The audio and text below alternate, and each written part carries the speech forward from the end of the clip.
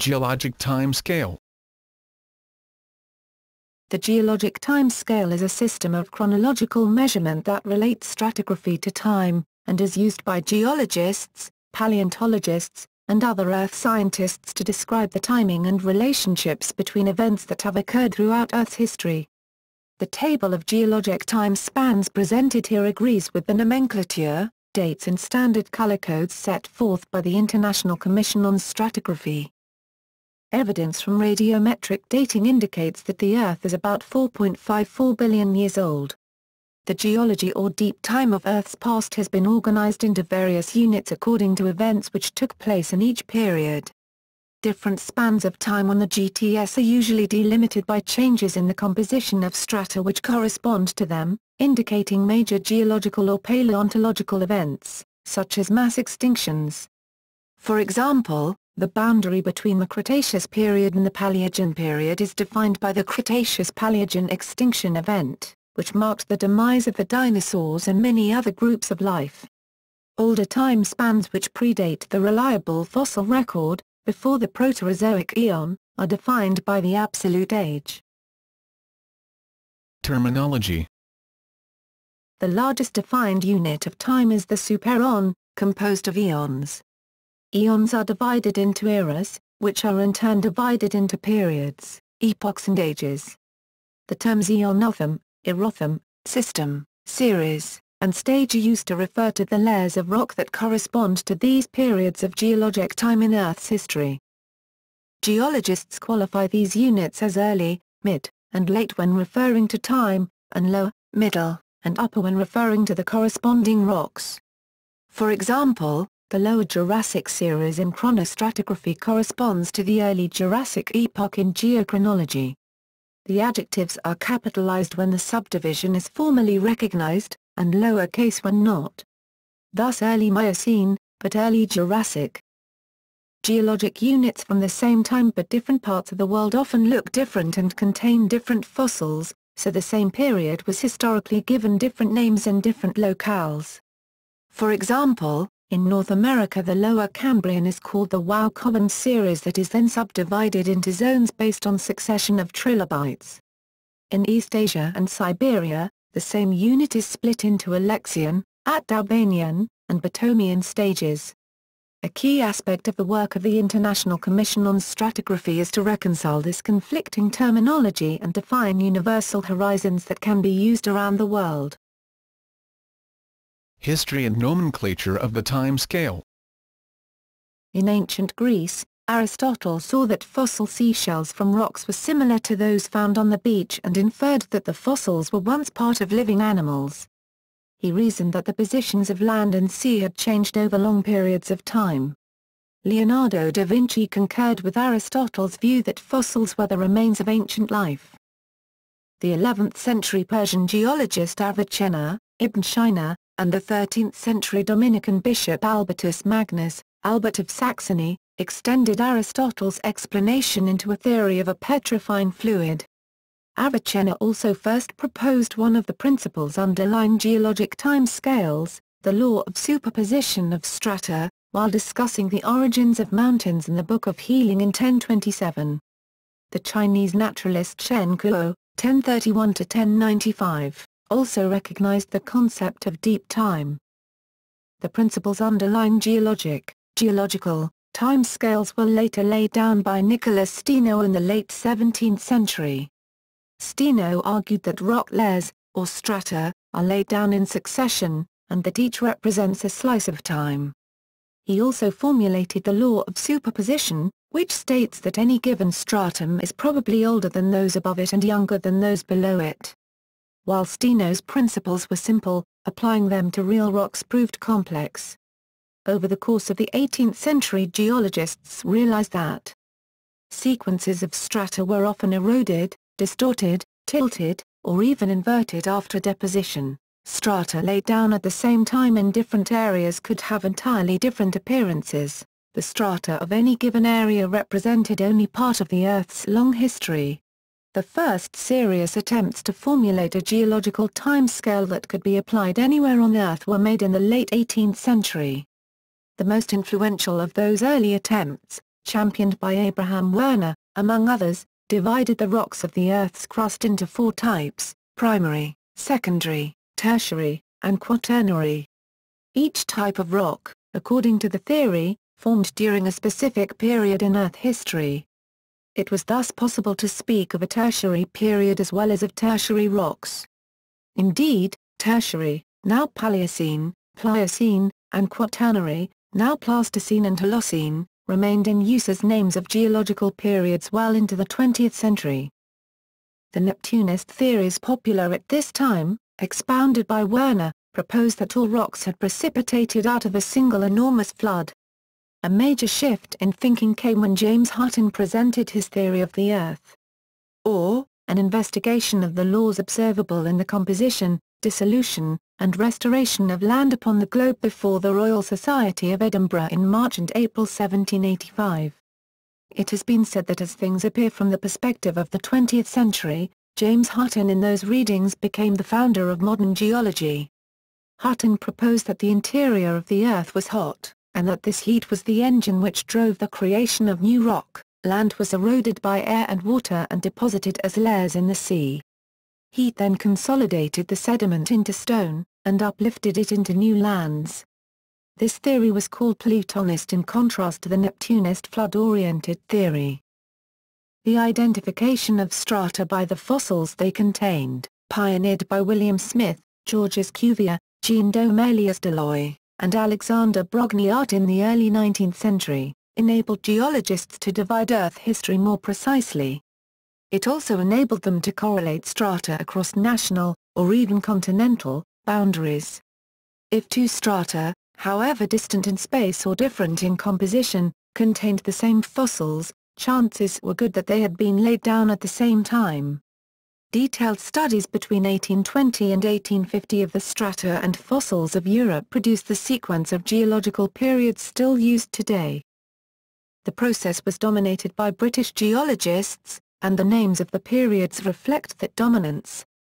The Cambrian, the classical name for Wales, and the Ordovician, and Silurian, named after ancient Welsh tribes, were periods defined using stratigraphic sequences from Wales. The Devonian was named for the English county of Devon, and the name Carboniferous was simply an adaptation of the coal measures, the Old British geologists' term for the same set of strata. The Permian was named after Perm, Russia, because it was defined using strata in that region by Scottish geologist Roderick Murchison. However, some periods were defined by geologists from other countries. The Triassic was named in 1834 by a German geologist Friedrich von Alberti from the three distinct layers, Latin trias meaning triad, red beds, capped by chalk, followed by black shales, that are found throughout Germany and northwest Europe, called the trias. The Jurassic was named by a French geologist Alexander Brogniart for the extensive marine limestone exposures of the Jura Mountains. The Cretaceous, from Latin Creta meaning chalk as a separate period, was first defined by Belgian geologist Jean Domelius Deloy in 1822, using strata in the Paris Basin and named for the extensive beds of chalk, calcium carbonate deposited by the shells of marine invertebrates. British geologists were also responsible for the grouping of periods into eras and the subdivision of the tertiary and quaternary periods into epochs. In 1841 John Phillips published the first global geological time scale based on the types of fossils found in each era. Phillips' scale helped standardize the use of terms like Paleozoic, old life, which he extended to cover a larger period than it had in previous usage, and Mesozoic, middle life, which he invented. When William Smith and Sir Charles Lyell first recognized that rock strata represented successive time periods, timescales could be estimated only very imprecisely since various kinds of rates of change used in estimation were highly variable. While creationists had been proposing dates of around 6,000 or 7,000 years for the age of the Earth based on the Bible, early geologists were suggesting millions of years for geologic periods, with some even suggesting a virtually infinite age for the Earth. Geologists and paleontologists constructed the geologic table based on the relative positions of different strata and fossils, and estimated the time scales based on studying rates of various kinds of weathering, erosion, sedimentation, and lithification. until the discovery of radioactivity in 1896 and the development of its geological applications through radiometric dating during the first half of the 20th century, pioneered by such geologists as Arthur Holmes, which allowed for more precise absolute dating of rocks. The ages of various rock strata and the age of the Earth were the subject of considerable debate. The first geologic time scale that included absolute dates was published in 1913 by the British geologist Arthur Holmes. He greatly furthered the newly created discipline of geochronology and published the world-renowned book The Age of the Earth, in which he estimated the Earth's age to be at least 1.6 billion years. In 1977, the Global Commission on Stratigraphy, now the International Commission on Stratigraphy, started an effort to define global references known as GSSP, Global Boundary Stratotype Sections and Point, S for geologic periods and faunal stages. The Commission's most recent work is described in the 2004 Geologic Time Scale of Gradstein al. A UML model for how the time scale is structured, relating it to the GSSP, is also available. Condensed graphical timelines. The following 4 timelines show the geologic time scale. The first shows the entire time from the formation of the Earth to the present, but this compresses the most recent eon. Therefore the second scale shows the most recent eon with an expanded scale. The second scale compresses the most recent era, so the most recent era is expanded in the third scale. Since the Quaternary is a very short period with short epochs, it is further expanded in the fourth scale. The second, third, and fourth timelines are therefore each subsections of their preceding timeline as indicated by asterisks. The Holocene, the latest epoch, is too small to be shown clearly on the third timeline on the right, another reason for expanding the fourth scale. The Pleistocene, P, epoch. Q stands for the Quaternary period. Table of geologic time. The following table summarizes the major events and characteristics of the periods of time making up the geologic time scale. As above, this time scale is based on the International Commission on Stratigraphy. See Lunar Geologic Time Scale for a discussion of the geologic subdivisions of Earth's moon. This table is arranged with the most recent geologic periods at the top, and the most ancient at the bottom. The height of each table entry does not correspond to the duration of each subdivision of time. The content of the table is based on the current official geologic time scale of the International Commission on Stratigraphy, with the epoch names altered to the early-late format from lower-upper as recommended by the ICS when dealing with chronostratigraphy. Proposed Precambrian timeline. The ICS's Geologic Time Scale 2012 book, which includes the new approved time scale, also displays a proposal to substantially revise the Precambrian time scale to reflect important events such as the formation of the Earth or the Great Oxidation event, among others, while at the same time maintaining most of the previous chronostratigraphic nomenclature for the pertinent time span. Hadean Eon, 4600-4030 MYA. Chaotian Era, 4600-4404 MYA, the name alluding both to the mythological chaos and the chaotic phase of planet formation. Jacqueltian or Zirconian Era, 4404-4030 MYA, both names allude to the Jacques greenstone belt which provided the oldest mineral grains on Earth, zircons. Chaotian Era, 4600-4404 MYA, the name alluding both to the mythological chaos and the chaotic phase of planet formation. Jacqueltian or Zirconian Era, 4404-4030 MYA, both names allude to the Jacques greenstone belt which provided the oldest mineral grains on Earth, zircons. Archean Eon, 4030-2420 MYA. Paleoarchean Era, 4030-3490 MYA. Acastan Period, 4030-3810 MYA, named after the Acastan Ice. Isuan Period, 3810-3490 MYA, named after the Isua Greenstone Belt. Mesochian Era, 3490-2780 MYA. Valbaran Period, 3490-3020 MYA, a portmanteau based on the names of the Cap Vaal, Southern Africa, and Pilbara, Western Australia, Krakens, Pongolan period, 3020-2780 MYA, named after the Pongola supergroup. Noarchean era, 2780-2420 MYA. Methanian period, 2780-2630 MYA, named for the inferred predominance of methanotrophic prokaryotes. Sidrian period, 2630-2420 MYA, named for the voluminous banded iron formations formed within its duration. Paleoarchean era, 4030-3490 MYA. Acastan period, 4030-3810 MYA, named after the Acastan ice. Isuan period, 3810-3490 MYA, named after the Isua Greenstone Belt. Acastan period, 4030-3810 MYA, named after the Acastan ice. Isuan period, 3810-3490 MYA, named after the Isua Greenstone Belt. Mesochean era, 3490-2780 MYA. Valbaran period, 3490-3020 MYA, a portmanteau based on the names of the Capval, Southern Africa, and Pilbara, Western Australia. Krakens, Pongolan period, 3020-2780 MYA, named after the Pongola supergroup.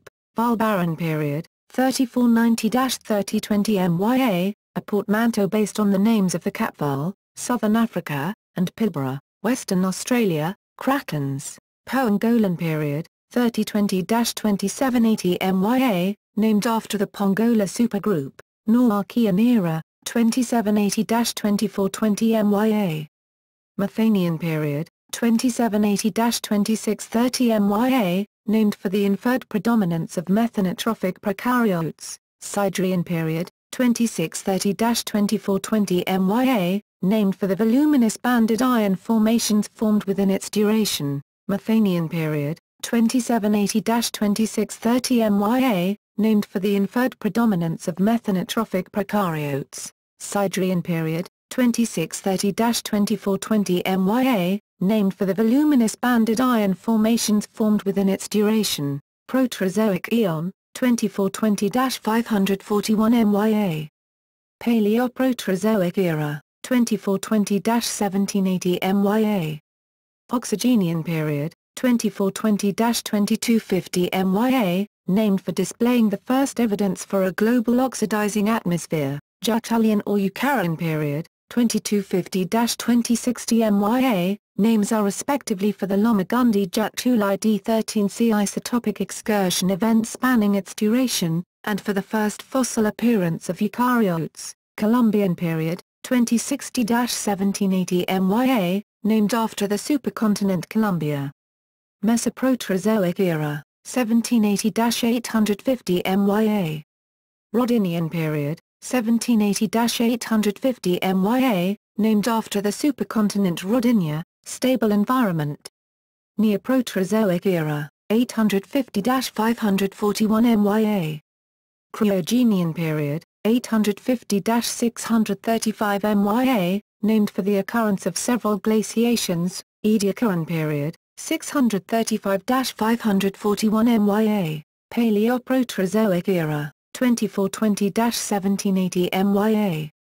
Oxygenian period, 2420-2250 MYA, named for displaying the first evidence for a global oxidizing atmosphere. Djucalian or Eukaryan period, 2250-2060 MYA, names are respectively for the Lomagundi Djuculi D13C isotopic excursion event spanning its duration, and for the first fossil appearance of eukaryotes. Columbian period, 2060-1780 MYA, named after the supercontinent Columbia. Oxygenian period, 2420-2250 MYA, named for displaying the first evidence for a global oxidizing atmosphere. Djucalian or Eukaryan period, 2250-2060 MYA, names are respectively for the Lomagundi Djuculi D13C isotopic excursion event spanning its duration, and for the first fossil appearance of eukaryotes. Columbian period, 2060-1780 MYA, named after the supercontinent Columbia. Mesoproterozoic era, 1780-850 MYA. Rhodinian period, 1780-850 MYA, named after the supercontinent Rodinia, stable environment, Rodinian period, 1780-850 MYA, named after the supercontinent Rodinia, stable environment, Neoproterozoic era, 850-541 MYA.